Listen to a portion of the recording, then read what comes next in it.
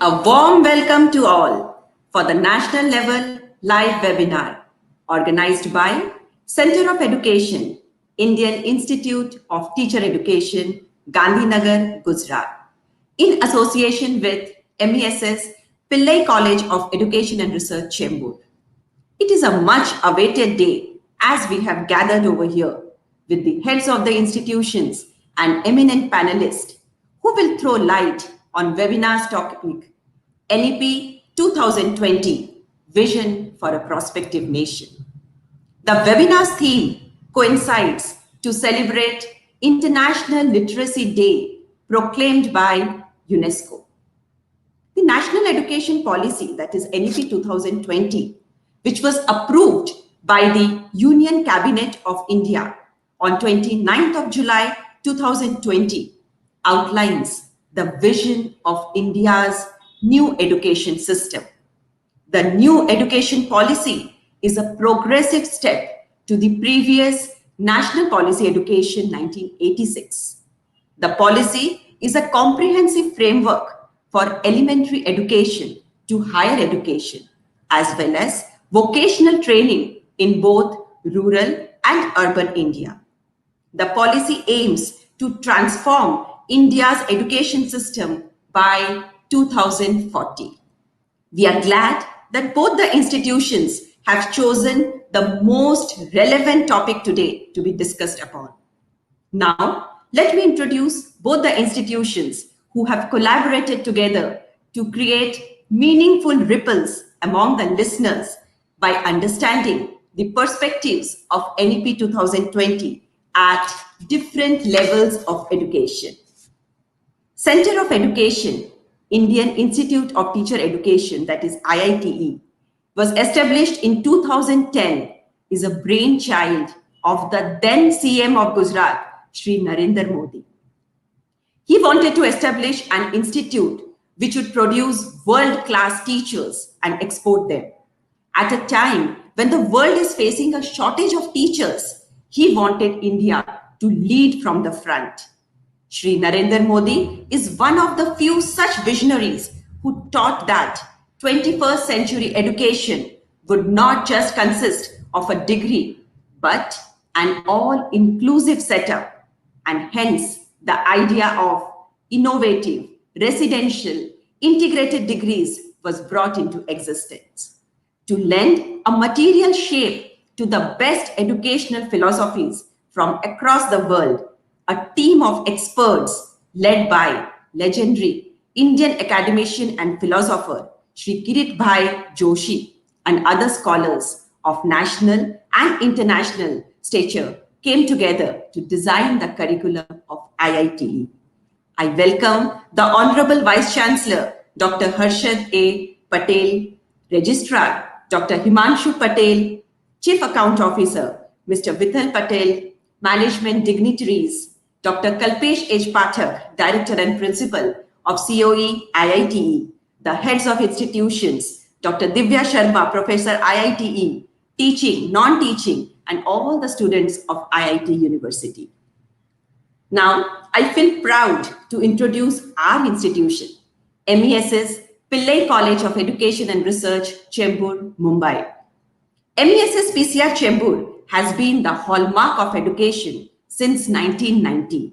The undaunted efforts and support of the founder management, Dr. K.M. Vasudevan Pillai, CEO, Mahatma Education Society, and Dr. Daphne Pillai, chairperson of the Management Board of Mahatma Education Society and co-founder of the Pillai Group of Institutions, have set a benchmark in the field of education.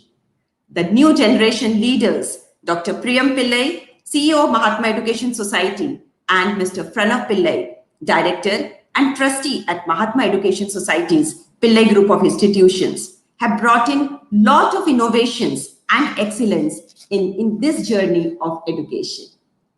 Principals, teaching, non-teaching staff, they all have brought laurels to the institution. At PCR, we endeavor to offer an educational program that is innovative, reflecting best practices, and catering for a broad academic range. We seek to foster among the students an attitude of community engagement and value-based transactions by leading a fulfilling life and making an active contribution towards society. PCR Chembur is re-accredited with A grade with CGPA 3.36 by the NAC in its third cycle of re-accreditation. Both the institutions are committed to quality education, and this common motive have brought us close to collaborate for this webinar. Now, let me invite our principal, Dr. Rennie Francis, Chembur, Mumbai, to address and welcome all the audience watching our live webinar. Dr. Rennie Francis, principal of PCR Chembur, has an accomplished career demonstrating consistent success as a teacher, teacher educator, and research guide education, University of Mumbai, at the kindergarten, primary, secondary, and higher education levels. He has authored 16 books and several research articles at national and international fora. She is a member of Board of Studies of Education, University of Mumbai. She is also convener of 4 years integrated BCom B.Ed course. We are indeed fortunate to have you as our captain, and now I warmly welcome you to address the e-gathering. Over to you, Karen. Thank you so much, Dr. Sunita. Good evening to our esteemed dignitaries, panelists, and participants.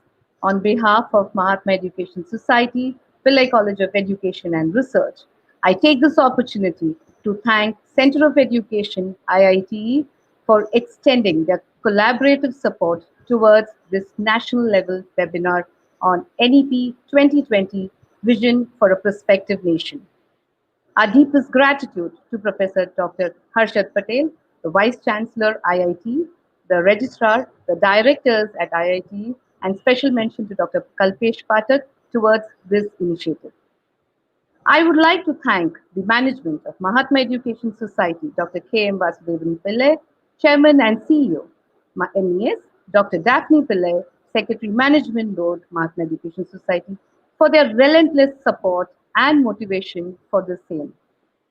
M.E.S started its educational journey imparting students and society in 1970 and now embraces 48 institutions under the banner of Pillai Group of Institutions.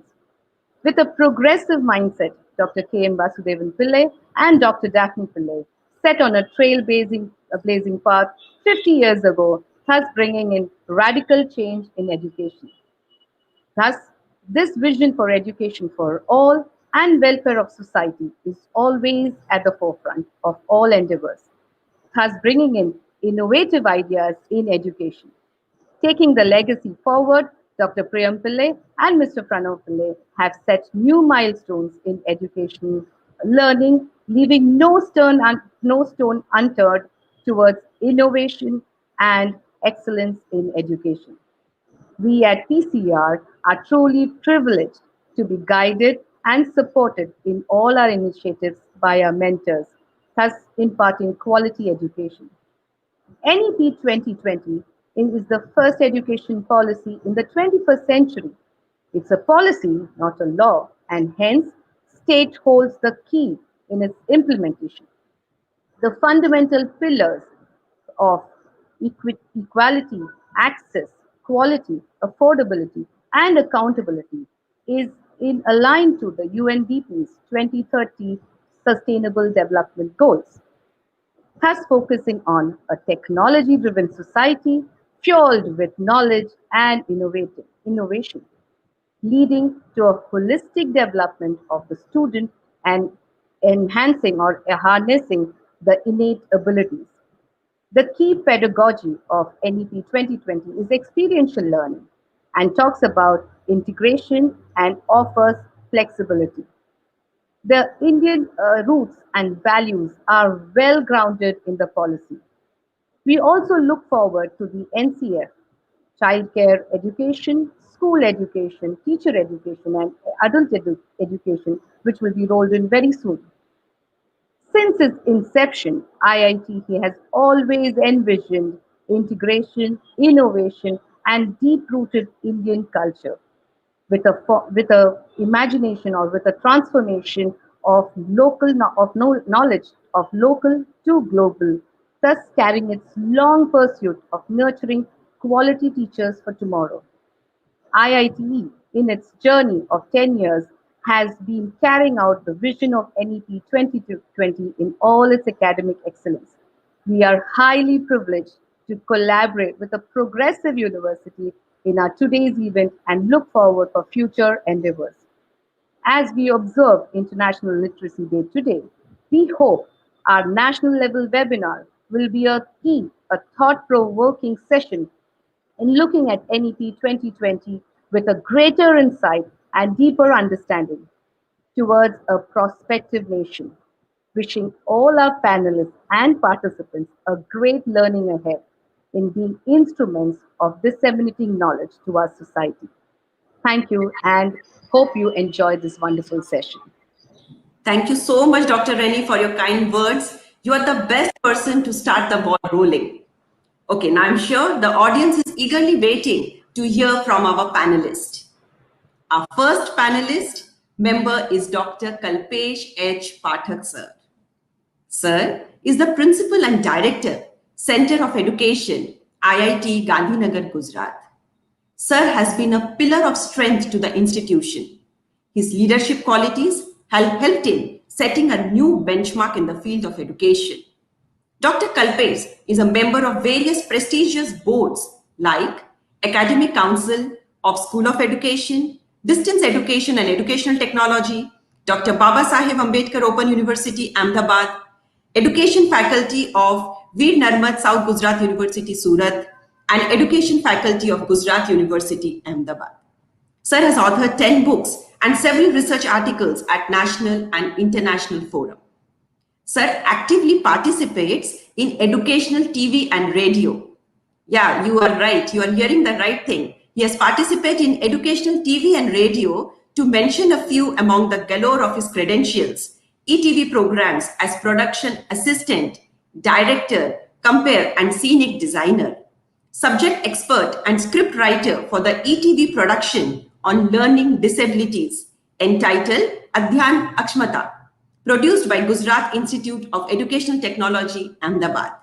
Sir is a true combination of an educationist and an actor in TV production and dramatics. Along with one more big list of his acting careers, Sir played main roles in the TV serial Antar Na Ekant, Doodh Na Loto, and so on and so forth. The institution is truly blessed to have such a charismatic leader like Dr. Kalpesh. Today, we are fortunate over here to associate with your esteemed self and your institution. Over to you, sir. Sir will be highlighting his perspectives of NEP 2020 from teacher education level.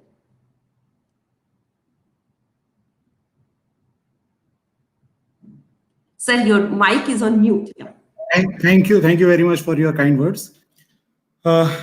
Somehow it's my honor that you invited me to be on panel of this national webinar.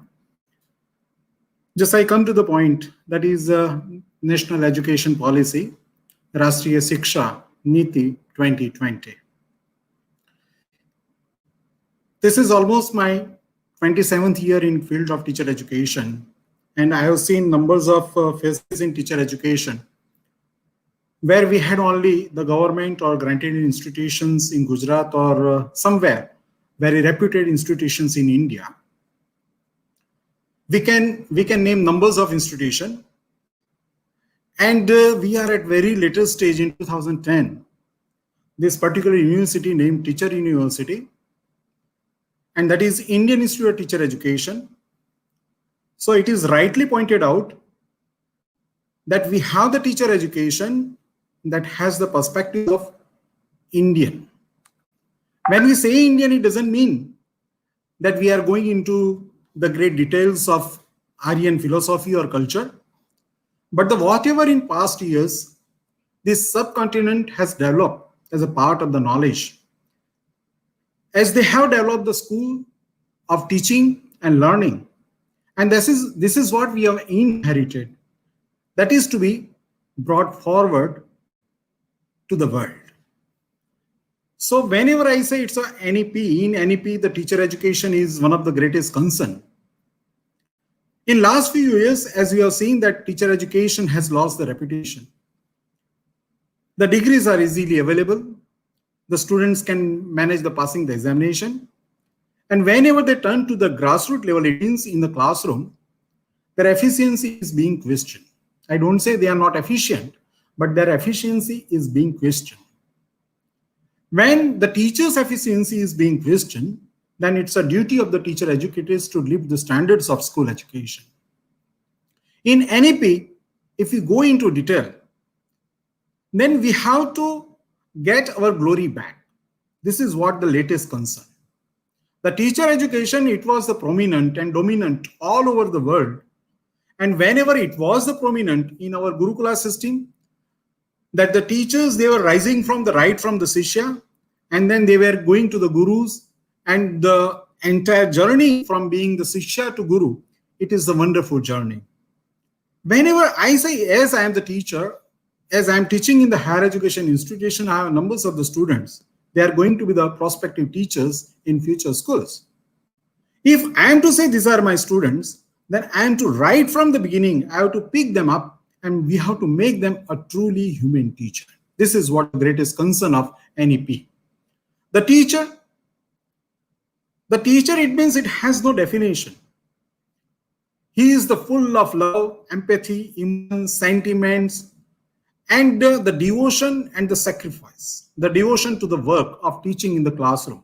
I have seen very good teachers in the classroom. As they enter the classroom, they change the scenario of entire classroom. And even the very young child, they start loving the teacher. I have seen some teachers that as soon as the teacher appears, the students simply disregard them. Now, such teachers can do something for the future of this country. Whenever the teacher enters, all the students, as it is being pointed out that when we started working on Adhyan Akshamta, that we entitled in Gujarati, and that was sent to the international platform, the learning disability, we call it. My question is very simple. Is learning disability is only hereditary? Has the classroom played the somewhat role into bringing out the learning disability? I have seen numbers of the teachers with the treatment and environment in the classroom. Even the students, those who are very good at very initial level, the later they lost the interest. They have lost the interest in learning. So that is why the teacher is who, he can balance each and everything. The talented to the learning disabled. The teacher is who can win the love and affection of all the students. The teacher is who, that with appearance of the teacher, the entire class becomes the joyful. Even the students, they start loving the teacher. So that is why in NCT it is led towards a human teacher. Whenever we would like to prove that our teacher education is such a program where we nurture such skills and qualities which will make out the real teacher out of the whoever individuals are. And that is why the integrated teacher education program is. My concern is that when I am the student of arts faculty, science faculty, commerce faculty, or whatsoever faculty is, my concern is to be a very big man in that particular area of knowledge. I'm least concerned with the teaching of that particular subject. Whenever students are turning from academic course to teacher education program, then suddenly the training starts how to teach the whatever is learned. And that is very most difficult one. This is my experience in this institution, that we have students after 10+2, and they be with us for 4 years. We have very good numbers of students. They stay with us for 7 years because we also offer the PG program, that is MSc M.Ed and MA M.Ed. The transformation right from after 10+2, when they pass graduation, BSc, B.Ed or BA, B.Ed, we observe the fantastic change in individuals. I don't say drastic, I say fantastic. Why? Because the person who entered after 10+2 to be a teacher, he had no idea about the teacher. but when they pass out, they are very sensible teacher. My question is that if we have the training for 2 years or 1 year, only imparting the pedagogy, shall we have such students out of? But whenever the students, they nurture the quality of teaching whatever they are learning, it means they are learning in first year whatever they learn. I give you the one example that we have the one course that is not the part of the normal BA program, BA English program, that is linguistics or spoken language. Here the student has the scope to develop the some of the very good skills of learning the subjects, and while learning the subject, they also cultivate habit of teaching. It means disseminating, and that is why I feel that the integrated programs are such where the students enjoy learning and they cultivate habit of teaching. The cultivating the habit of teaching is very difficult one, because I say in school education, the teacher is to balance almost a very heterogeneous class. It is not homogeneous. The heterogeneous, it means students from all sects, all linguistic background, all kind of the imbalance in their maturity, then IQ, whatever we call it. The teacher is one, but the teacher is such a sensible, spiritually developed individual, so she can balance each and everything. And that is why we should have the such teaching institution where we provide them the integrated teacher education program in which they balance learning as well as teaching. And this is what the idea of Indian Institute of Teacher Education is. As Dr. Kirit Joshi, he has envisioned this particular institution, and I had the very less opportunity to listen to him, but I have listened to him, and that is why once he said that this is the institution where I wish that the prospective teachers, they start their life early in the morning and they go to sleep after dinner. They go to bed after dinner. It means right from 4 o'clock to evening, whatever time it may be, they work on the campus. Either they play, they enjoy, they have the activities on art and culture, they have the somehow dancing classes, painting classes, even meantime they learn mathematics, the science. Even Honorable respected Joshi sir was telling that the teacher must manage how to stitch the cloth if it is torn. It means the teacher should be such a sensible one that she organizes all such activities in such a way that the pupils or the students find that the teacher is the part of his or her life. This is what his vision is. Honorable then Chief Minister and now Prime Minister, Shri Narendra Modi ji, he simply said that this is the institution that is established for regaining the confidence of how to encourage the teachers which may lead the nation in such a way that they spread the Indianness throughout the world. And this is what the aim of this institution is. In NEP, we have seen that the teacher education program of 4 years is being advocated.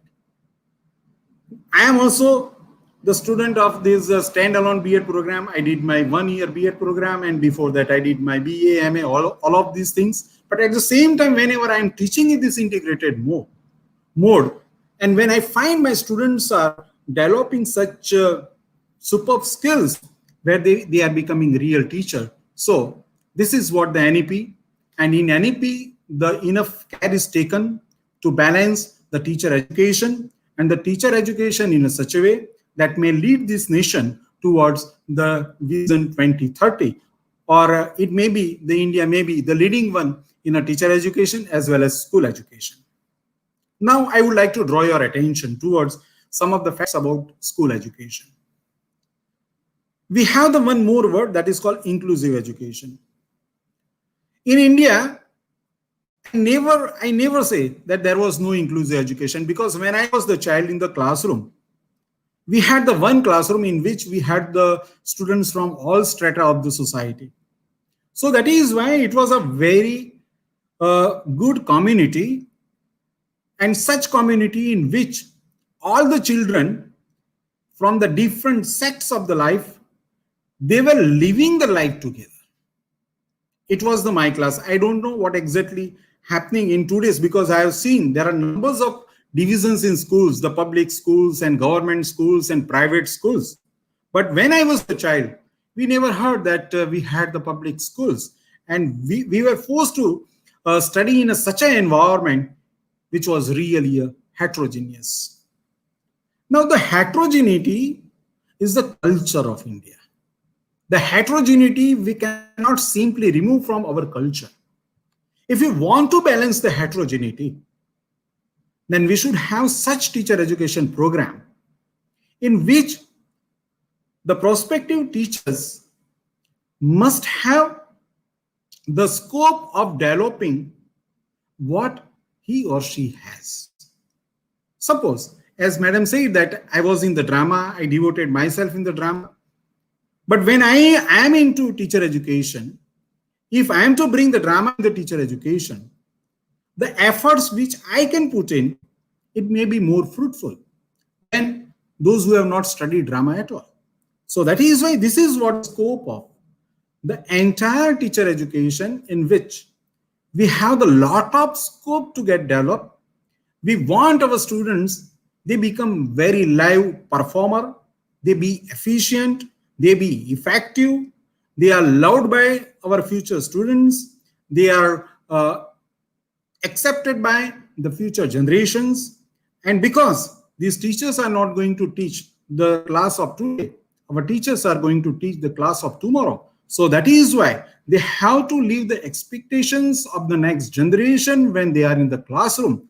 And that is why we have such a beautiful program that is called the 4 years teacher education program. And this teacher education program is going to be almost compulsory by end of 2030. And then we are the pioneers. It doesn't mean that only IIT. It means we all teacher educators. We are the pioneers, and we have to think about the teaching methodology to teach prospective teachers. I wish we will have very good time.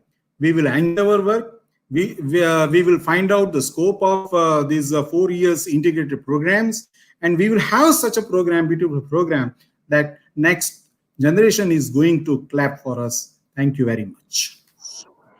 Thank you so much, Dr. Kalpesh, sir. You really put your heart out. I wish that this, you could have spoken more and more and more, but because of time constraint, we do understand. But that's true, sir.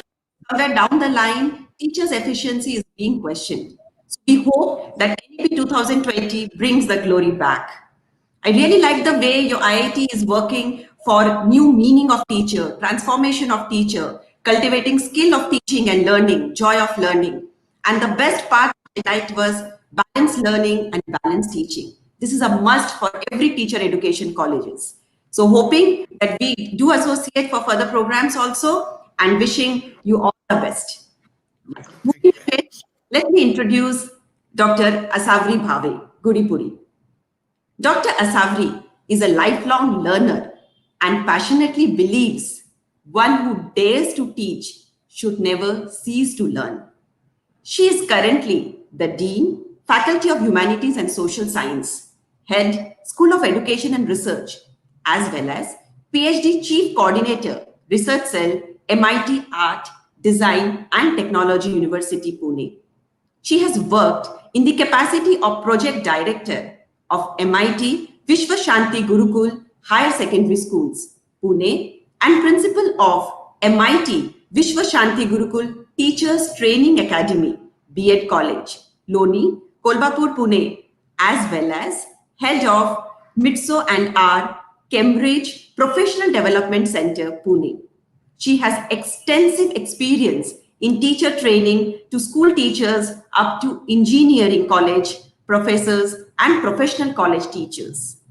She was the recipient of Staff Exchange Award to visit University of Stirling, Scotland, UK. Hearty congratulations, ma'am, for collaborating in the exchange, development, and delivery of professional teacher education and educational leadership.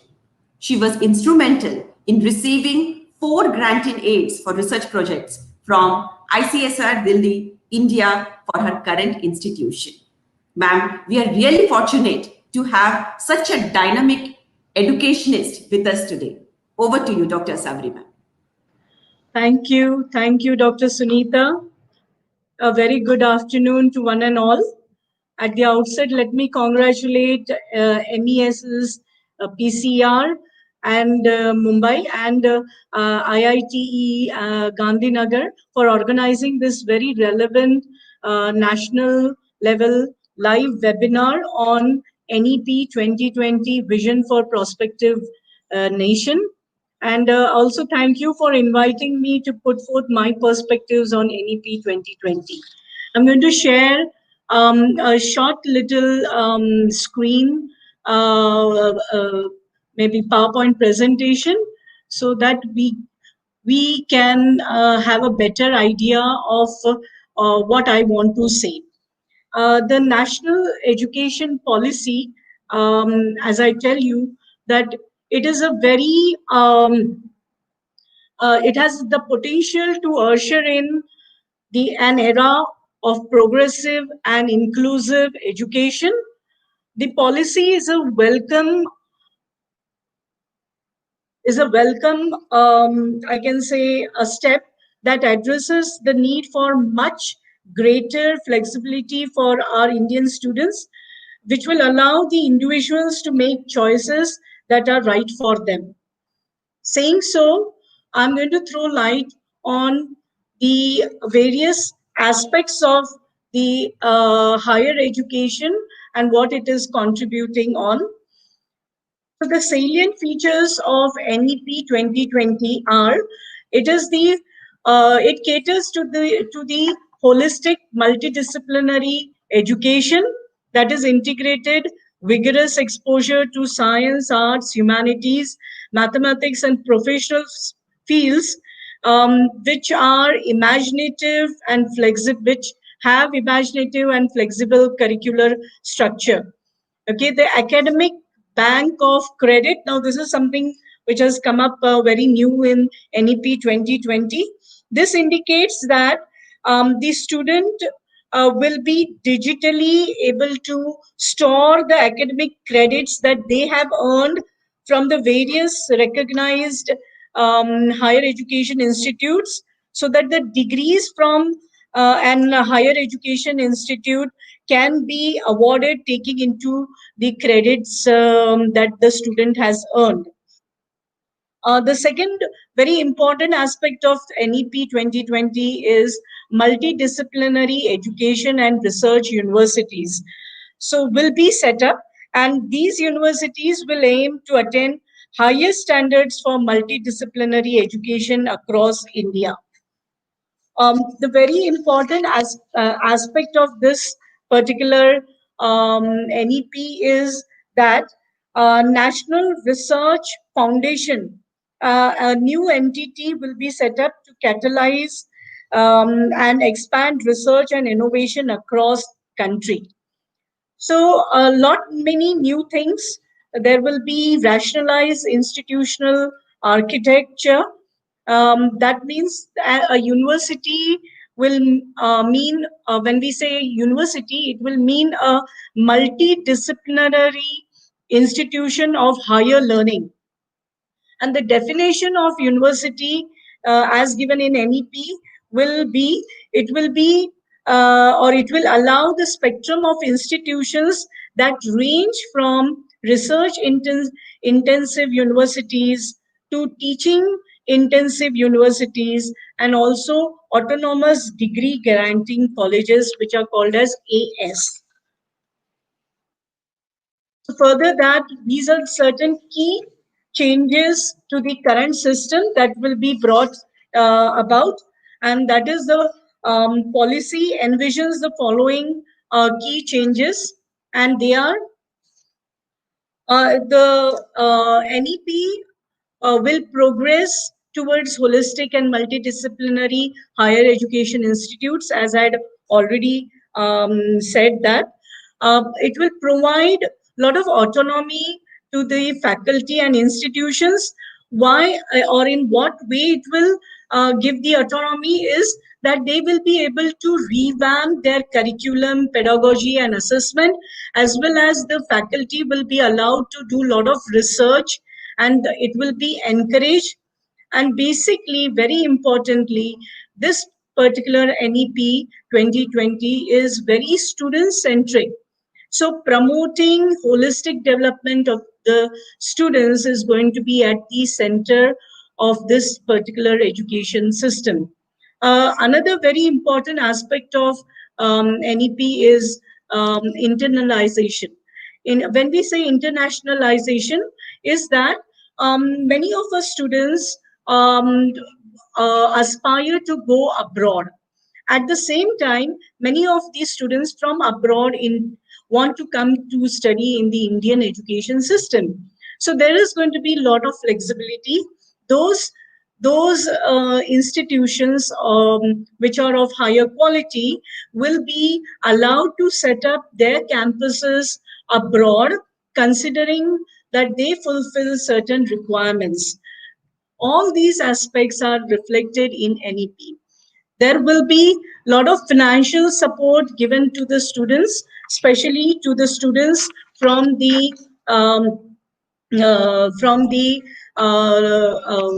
maybe socio-economic background where they are disadvantaged at that level.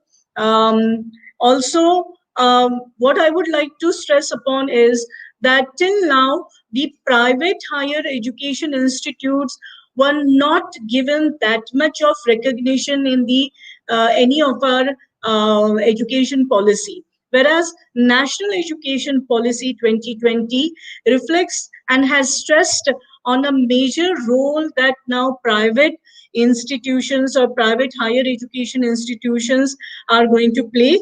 And in that respects, they will be encouraged to offer larger number of free ships and scholarships to the students. So that is a very added advantage that all the students are going to have.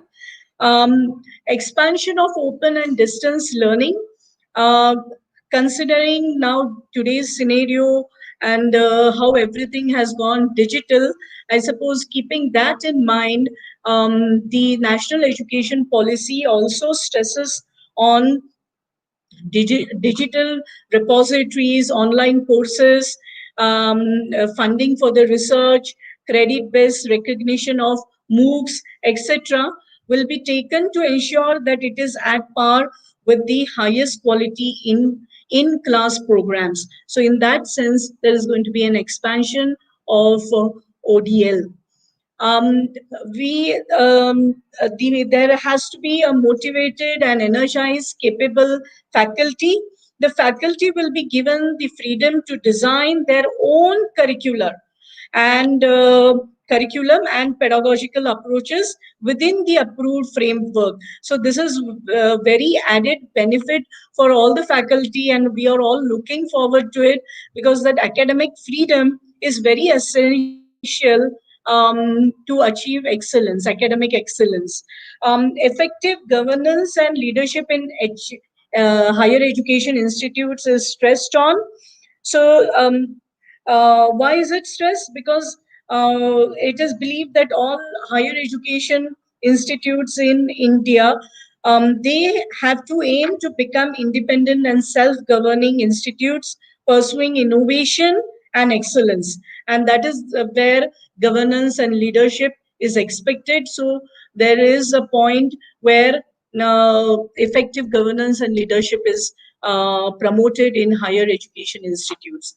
Promotion of Indian language is a very, very important point, because India is a multicultural, multilingual country, and I suppose we need to preserve, grow as well as have that vibrant culture reflected in our own curriculum.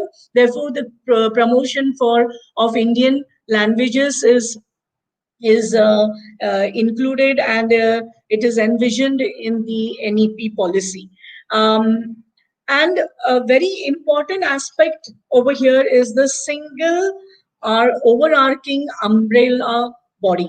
That is, the public and private higher education institutions will be governed by the same set of norms for regulation, accreditation, and academic standards. So you see that the whole NEP model, that policy, is talking about an holistic and multidisciplinary education system that would aim to develop all the capacities of human beings in a very integrated manner. So we talk from the cognitive aspect, emotional intelligence, cognitive intelligence, aesthetic point of view, social and moral. So all the aspects are will be catered to through the national education policy.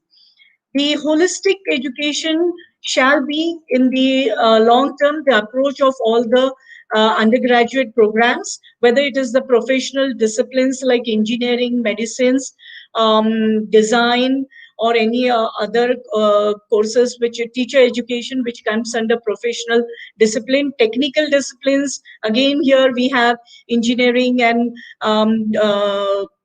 other courses in under technical courses, and vocational disciplines. In fact, vocational discipline is played given a lot of importance in national education policy. I come to the point where undergraduate programs, because that is where the measure our intake of students is, that is undergraduate programs. It is given in a very systematic format in how the undergraduate programs will be progressing, with multiple exit options within this period, with appropriate certifications. Like the certificate program will be for 1 year, diploma for 2 years, bachelor's degree for 3 years program, and the 4 years, which is a preferred program, will be multidisciplinary bachelor's, and which will also lead to degree with research. The curriculum, national education policy envisions that the curricular structure will enable creative combinations of disciplines for study, that it has to be imaginative and flexible. So, credit-based choice or choice-based credit system is what is expected in the curriculum. The curricula of all higher education institutes shall include credit-based courses and projects in the areas, and all these aspects should be also included in the curriculum, that is community and community engagement and services. Environmental education and value-based education should be stressed in the curriculum that is being developed by all the higher education institutions. The higher education institutions will focus on research and innovation by setting up startup incubation centers. We already have Atal Center for Innovation. In the same way, there will be startup incubation centers, which will give an opportunity to young entrepreneur students to initiate new ideas. And that is the reason why the incubation centers at all the higher education institutes, technology development centers, multidisciplinary research, including humanities and social sciences. There has to be a greater industry and academic linkages. And last but not the least, the centers in the frontier areas of research, as well as one point which I have not included over here, but which is at the core of the national education policy for higher education, is the teacher education, which already the sir has reflected on. So I will not go along those lines. Saying so, I will thank you all for giving me this opportunity to speak on National Education Policy 2020 for higher education institutes. Thank you.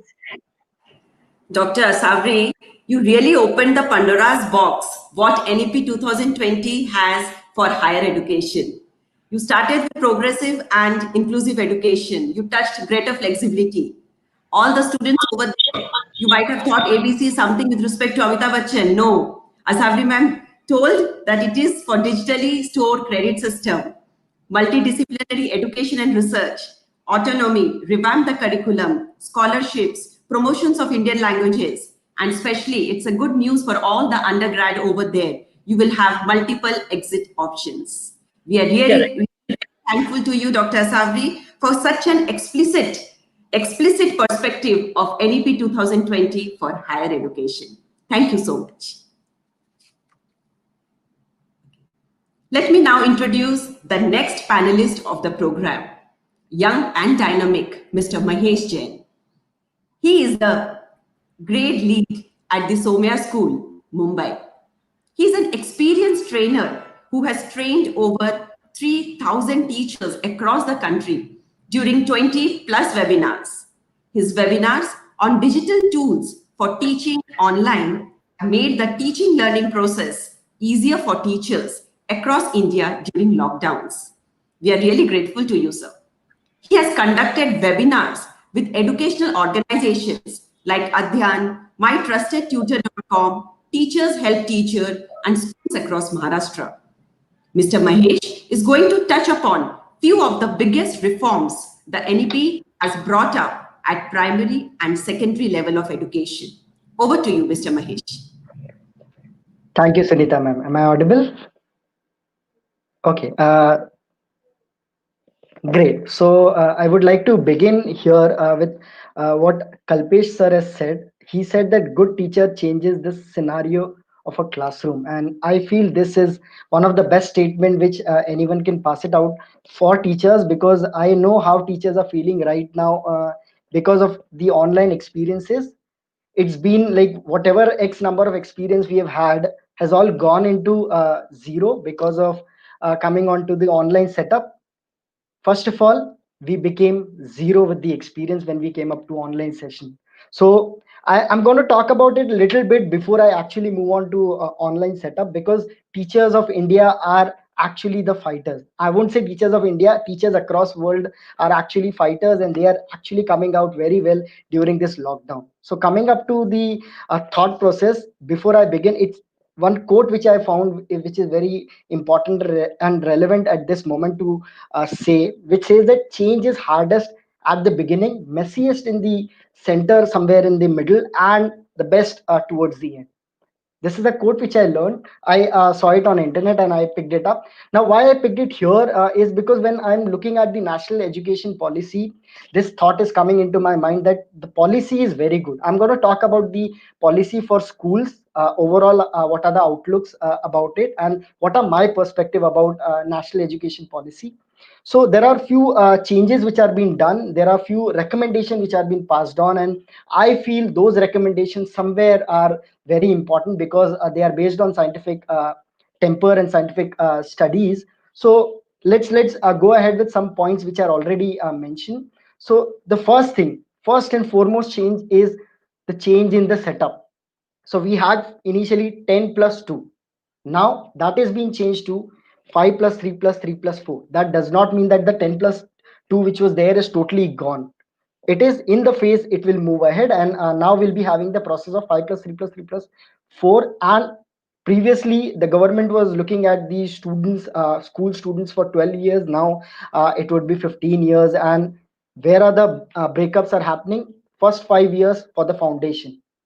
It has been mentioned that 85% of the brain's development in the student happen in the initial years. So it's very important that those initial years are being catered by the education system. So the process of ECCE, which is early child care education, is been given due recognition, and now it will fall under the school system. Till now it was not under the school system, and now it will be a part of the school system. I guess this is very good thing which will help all the student to learn better, and the transition from the pre-primary setup to the grade 1 level will become very smooth. So initial first 5 years which are being taken as a foundation level are taken with 3 years of pre-primary or Anganwadi setups and 2 years of grade 1 and 2.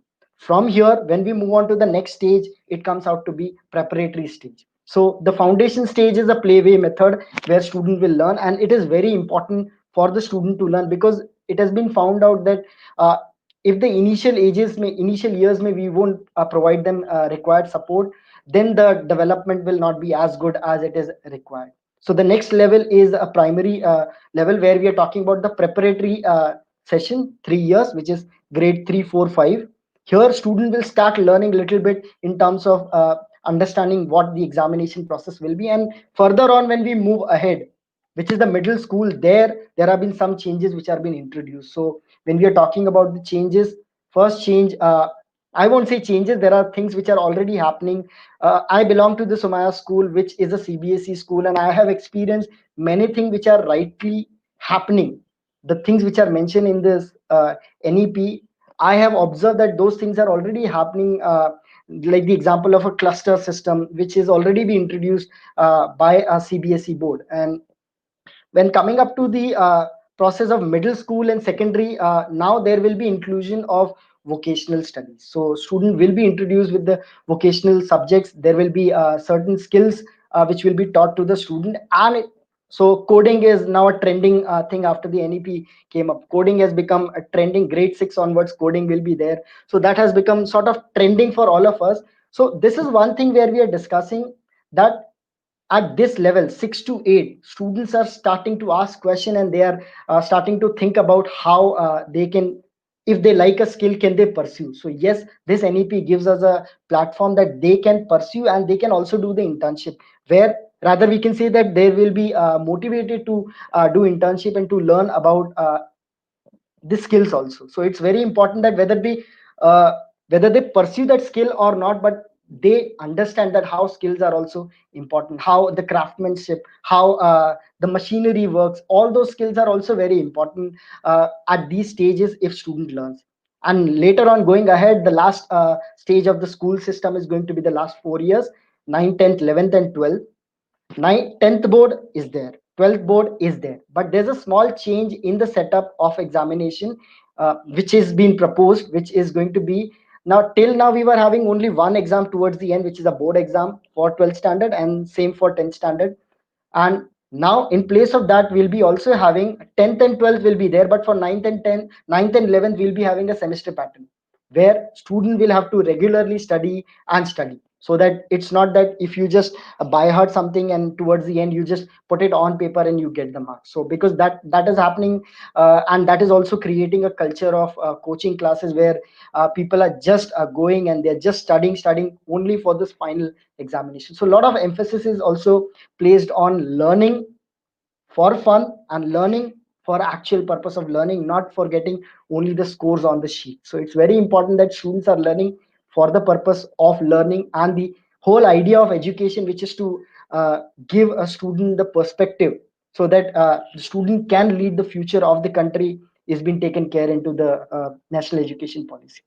Coming up to another point which I saw in the NEP, which talks about I guess I already discussed inclusion of preschool to mainstream school, how it is important. The next one is emphasis on multiple languages. So it is very important. At our school, from grade 1 to 5, we have 5 languages compulsory for the students. And now even NEP says that regional languages will be given preferences. It's never been forced that you have to go for this languages. That is that will be decided by respective states. But the preference is given to the regional languages, so that students also understand, they learn best because they are talking into their regional languages, they are using their mother tongue to talk, and that way student will definitely understand more, and that will help the student to move forward. Now coming up to also languages, our languages are also filled with a lot of content which is connected to our culture. So that culture, that ethos of being Indian and Indian citizen is going to be very important, which is being emphasized in the national education policy as well. The next topic is vocational education. I spoke about it. The boundary of subjects, yes, the last 2 years when we are talking about 11th and 12th, the boundary of subject which we had, which the pattern in which we have studied, it was like you take arts, you take science, or you take commerce. That is going to go away from now onwards. after the NEP and the curriculum framework comes into existence, which will take a little amount of time, maybe 1 or 2 years. And there we will understand that student will be given opportunity to select the subject of their own choice. There will be no forcing, but options will be given, and based on that student will select the choice. And this way a student who is interested in studying one part of science, the other part of subject which is not related to science, but the student find it interesting and there is option available, they can pick it up. So this is one thing which I feel is very appreciable. Although what we have seen in the CBSE 11th standard, the option of stream is already gone, so which is already mentioned in the NEP also. About the paper pattern is going to be now based on after the NEP and everything is put into force. The paper pattern is going to be changed, totally changed, because now we'll not be having direct questions which are based on rote memory. There are going to be objective, there are going to be subjective, but more emphasis would be on learning. Now there's one important part is till now we used to have a report card with only curricular marks and co-curricular. This the breaking that ye teacher yahan padha raha hai, to pre-primary teacher, primary teacher, secondary teacher, higher secondary teacher, that barrier is going to go away. So it's going to be teacher, you teach at any level, you teach your level best. That's what is required. For that purpose also, even for students, the support of student, parents and teachers and everyone will be taken care. And now the report card will be made, which is going to be the holistic report card, which will take care of the 360-degree approach. So when we talk about 360-degree approach, it's not only going to be the academic score of the student, but also the co-curricular work, the self-assessment of the student. So student will do their own assessment, the peer assessments which their friends and other students will give. The teacher assessment will also be taken care into the report card setup when we are talking about the new education policy. That's what is one of the things proposed, which I feel is very important, because nowadays we have somehow given more importance to curricular and we feel that extracurriculars are a sort of a waste of time. But now we have started thinking ahead, and we have started giving importance that those subjects are also creating a lot of importance for the students. And there is going to be definitely reduction in the syllabus, which will help the student to understand the concept in a best possible manner with having time, so that they can do better and better. Coming ahead to the next part, which is the formation of cluster. Now this is one concept now which is in CBSE, we what I have heard and what we have seen at our school also, the cluster setup is already there, but now it is going to be overall. What it says is that if there are multiple schools in a particular area, they can share their resources. So it's not necessary that if you don't have a particular teacher, you have a cluster and you can decide and discuss based on that, and that will help in the end to the student. The process is going to be decided by the state government and the respective departments and the boards, but this will definitely help all of us in moving up with the better process for the student, because in the end it's the student who are going to get the benefit out of this setup. So this is one of the things which national education policy has also brought up. Now next, when we come up to the expansion and timeline, definitely it is going to take little time. So the national curriculum framework for school education, NCF-SE, will be coming into existence in coming years, and all these points will be taken care. So it's good to see that national education policy is emphasizing more on learning rather than rote learning, but on the conceptual learning.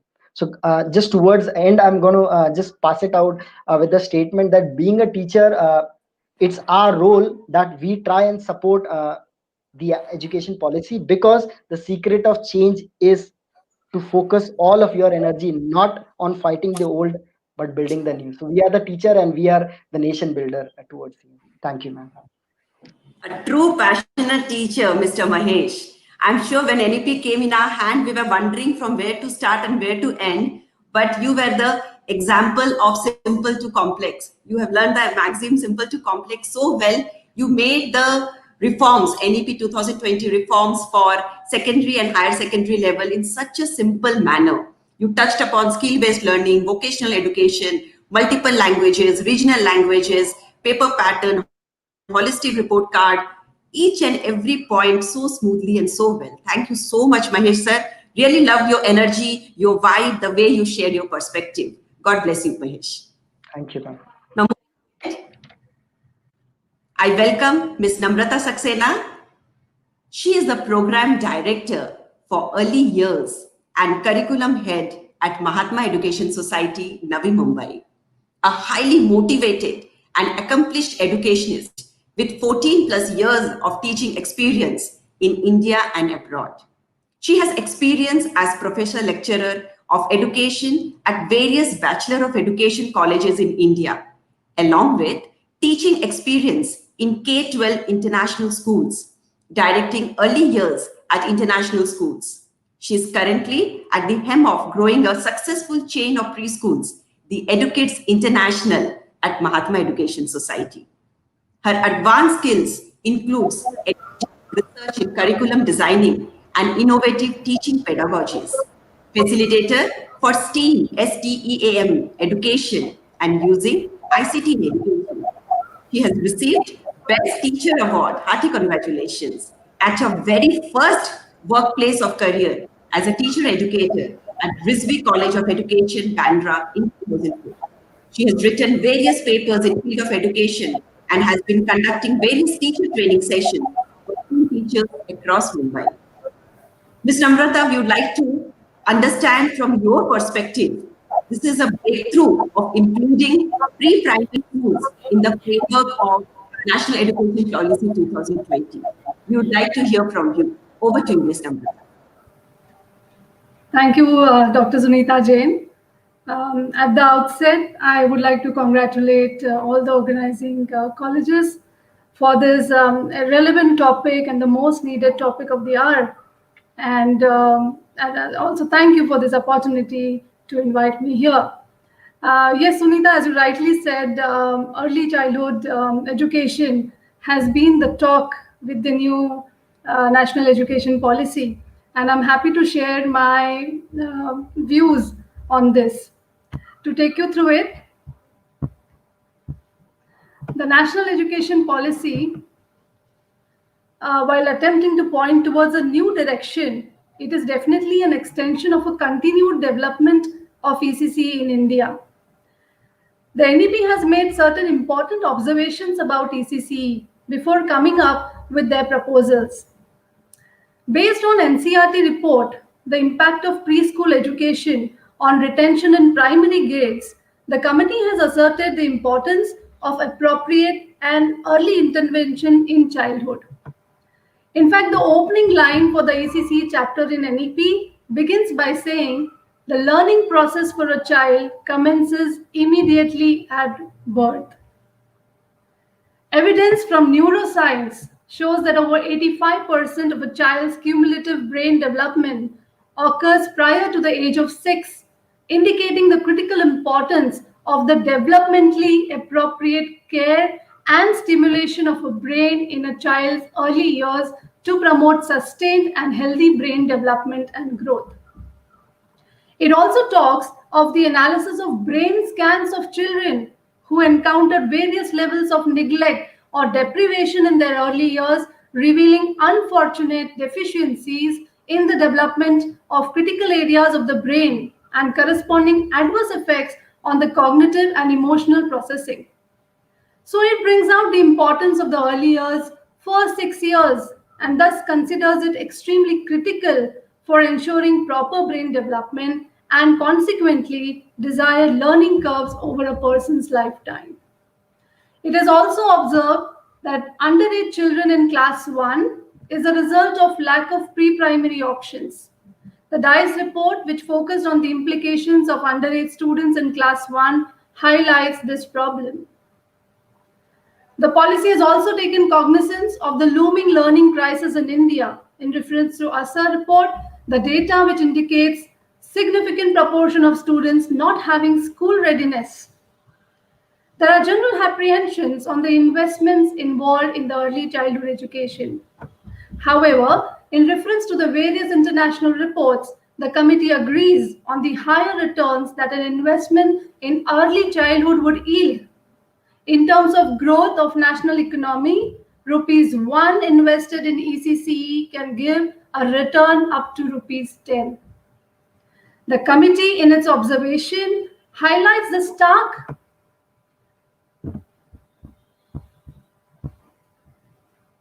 stark difference in the learning between the children from various backgrounds. Reviewing the performance of ICDs over the years, the committee observes that the ICDs have been successful largely in delivering education, marks the failure in the cognitive stimulation and the education perspective. Apart from the public pre-programs, the role of private preschools was highlighted in the observations, which is mainly as downward extension to the school curriculum. The lack of age-appropriate education across the preschools in India is a critical observation made by the committee. So these observations by NEP, they have highlighted many of the practical issues that applying the ECCE scenario in India. One of the key aspects is around the lack of focus in providing cognitive stimulation. And when this topic comes, it's really a very important topic for all us educators in the field of ECCA. What is cognitive stimulation really? And if I may give an example here, this is way beyond, many years back when I was just back from, I was back in India and observing a class. And the teacher had a tiger put up on the presentation, and the tiger was sitting on the grass. So the teacher asked, what do you see? And maybe she was expecting an answer that I see a tiger or a tiger sitting in the grass. But one of the child said, the tiger is sitting in the savannah. Okay.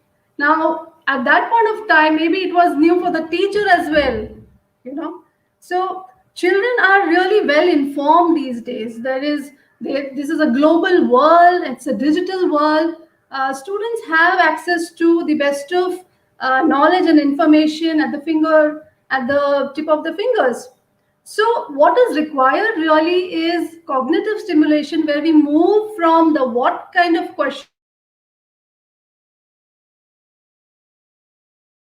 ask, how is this animal different from the other? How is the man different from animals? Or what is similar between a man and a human? So these are the questions, and this is the aspect of cognitive stimulation which has been lacking and rightly pointed out by the policy. So with this background, what is the policy really suggesting? Let's see.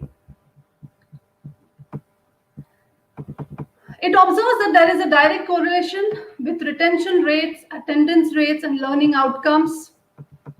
It divides ECCE in the age group, two age groups, 0 to 8 years, has been divided into two, 0 to 3 years, with focus on health, nutrition of mother and the child.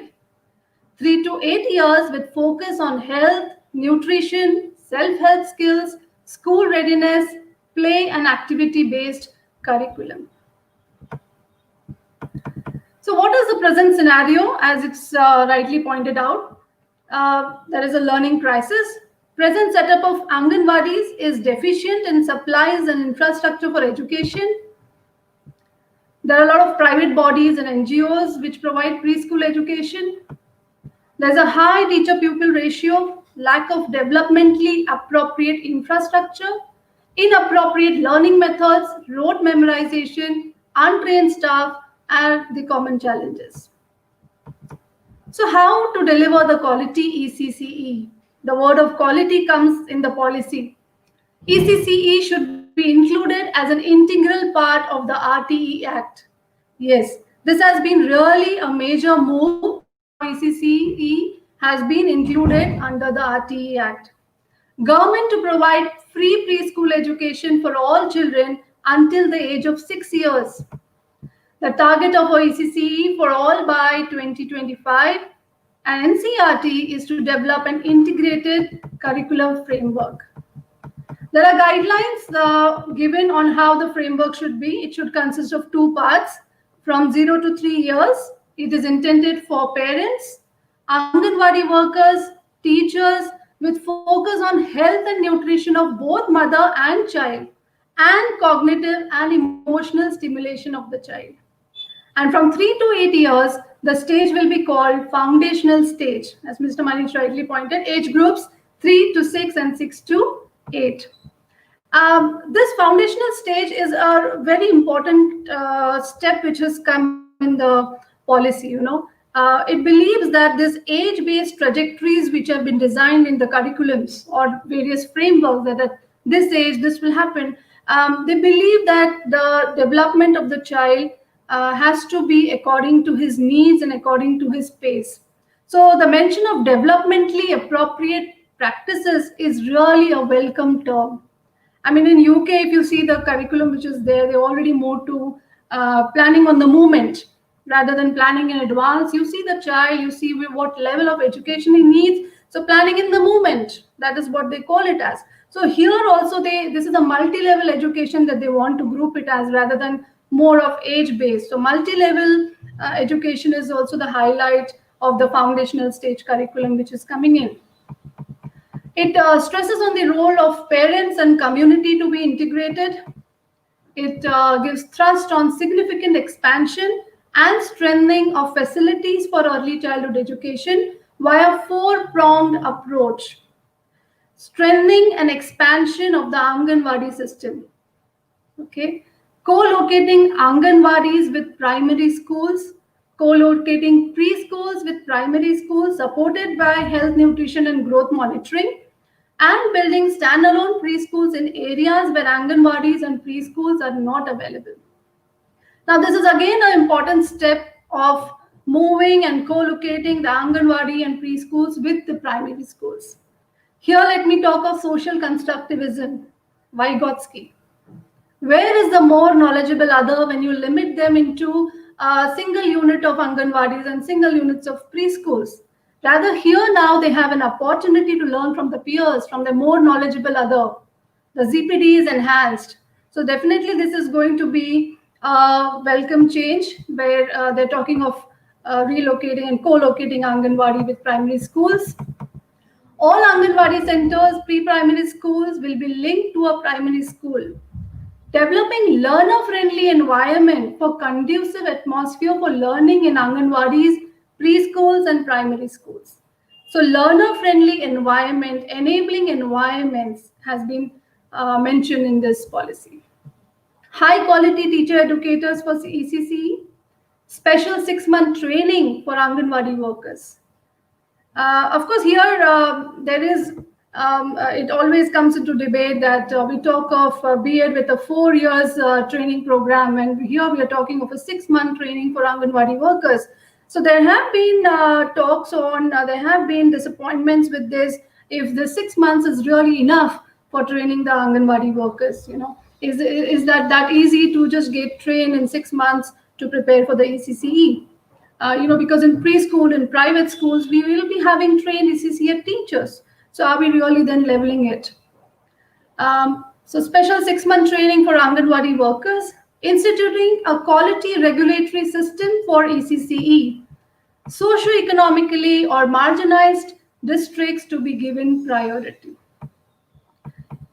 The next change is that the ECE will come under the purview of MHRD to ensure continuity of curriculum and pedagogy from pre-primary stage to primary stage.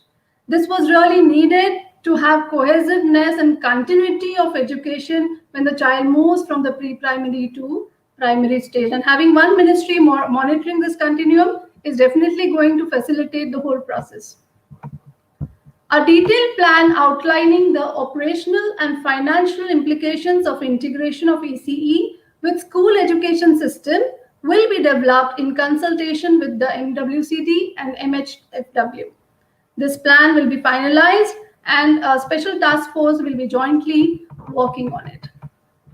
So there have been talks also on developing the foundational literacy and numeracy skills of children. There are so many children who are reaching in grade 1, also reaching in grade 5 without the proper foundational literacy and numeracy skills, as also our PISA findings of India we have seen. So we are really not there. So it does talk on strengthening the foundational literacy and numeracy skills of students.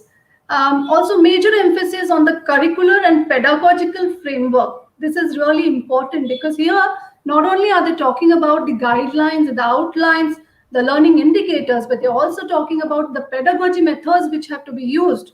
So stimulating discovery learning has found a place in ECCE. So the cognitive stimulation is definitely the focus there, and the kind of environment. They're also talking about Indian traditional stories, Indian culture. We need to take from our culture and give out and include it into our pedagogy. So child-friendly pedagogy, they're talking of teacher training in play-based education, stimulating environments, how to make the teaching aids. So a very, very good focus on the curriculum, on mixing the preschools with the primary schools. It is truly moving to a constructive pedagogy. So this is my view on the national education policy for the early childhood care and education. Thank you. Thank you so much, Ms. Namrata. Your expertise in early years has really helped you to reflect NEP 2020 so systematically. Your important observations are worth mentioning. Early intervention is important, brain development, rupees 1 to rupees 10. It's not a monetary gain. It is a cumulative educational gain is going to happen.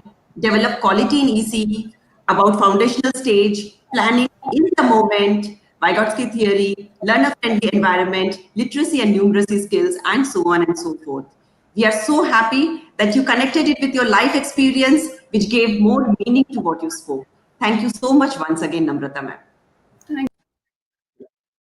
Now let me introduce the last speaker of today's session, last but not the least. You have heard about, you began with teacher education, higher education, primary and secondary level, early years. Now it's time to understand the psychological impact of National Education Policy 2020. And to speak on this, we have a very eminent panelist amongst us today, Ms. Vasundhara Kaul, a trainer with 13 plus years of rich experience covering work experience across the banking sector, higher education institutions, schools, and across various geographies, India and UAE, Dubai, Sharjah, and Abu Dhabi. Ms. Vasundhara is an experienced lecturer and teacher educator covering trainings for teachers, school administrators, and students of education and psychology on classroom pedagogy and behavior management, curriculum development, special education needs and inclusion, managing diversity in the classroom, leadership in the classroom, and life skills. Ms. Vasundhara, we are eagerly waiting to listen to your perspectives of NEP 2020 from a psychological point of view. Over to you, Ms. Vasundhara. Thank you, Dr. Sunita. I hope I can be heard. Good afternoon, everyone, to all the listeners, the eminent panelists, and to all my friends back home at Pillai College of Education, my alma mater. It's always a great pleasure to be part of anything that Pillai Education group of institutions do, and to be part of a national level webinar on the occasion of International Literacy Day is even more special. Talking about something which is going to be a game changer in the Indian education system, the NEP 2020. Like Dr. Sunita said, last but not the least, coming last comes with its pros and cons. But I'll try and do full justice after following up with all the eminent panelists.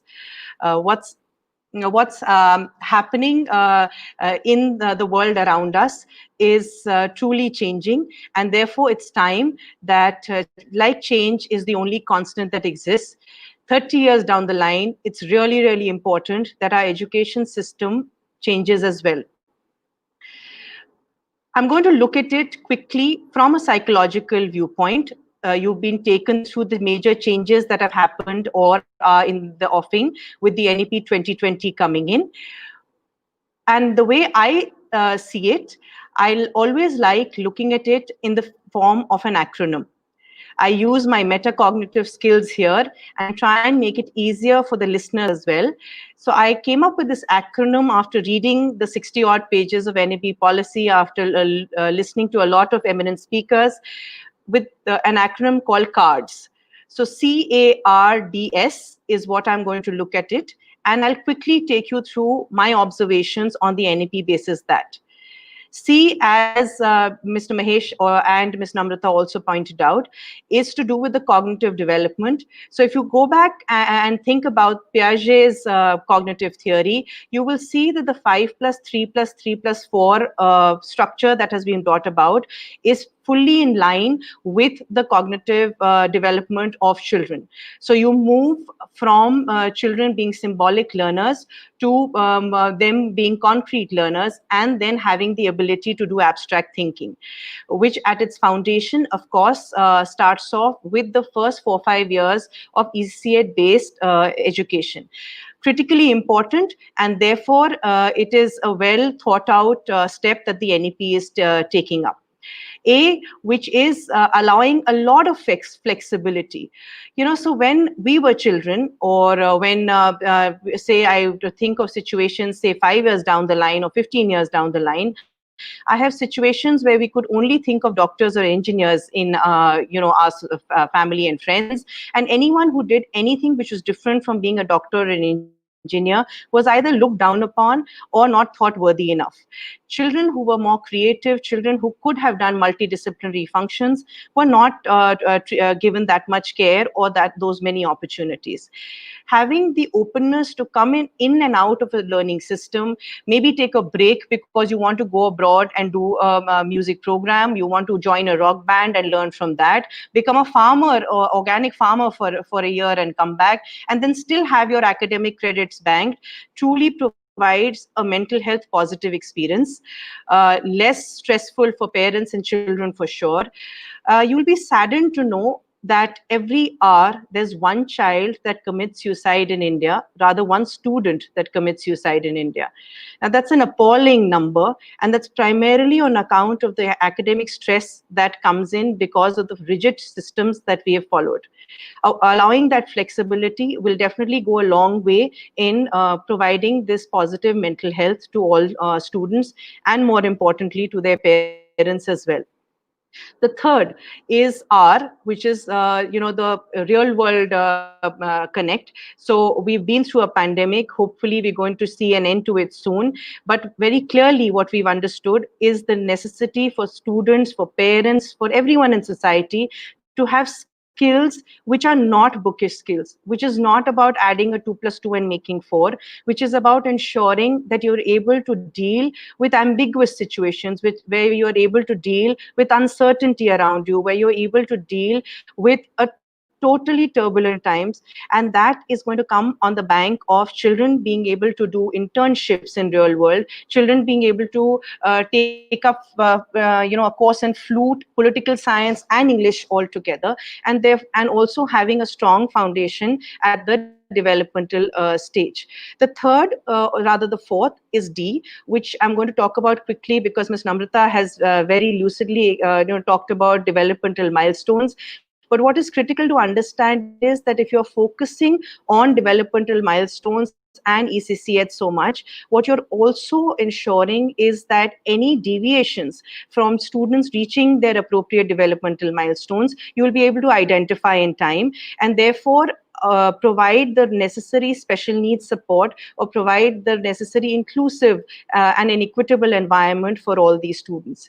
The last but not the least, and something which has always been ignored in India as becoming part of the rigorous curriculum in our school systems, is S, which is sports.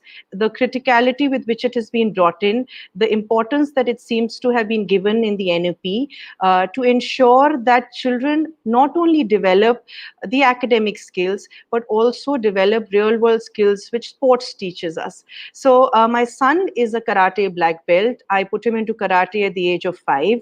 And honestly speaking, I only put him into karate because I was a working mom. I needed him to do something more worthwhile. But having put him into a disciplined sport, I realized that not only did he learn the sport, not only did he learn to practice it on a daily basis. But all that practice of discipline, critical thinking, etc., started flowing into his daily life.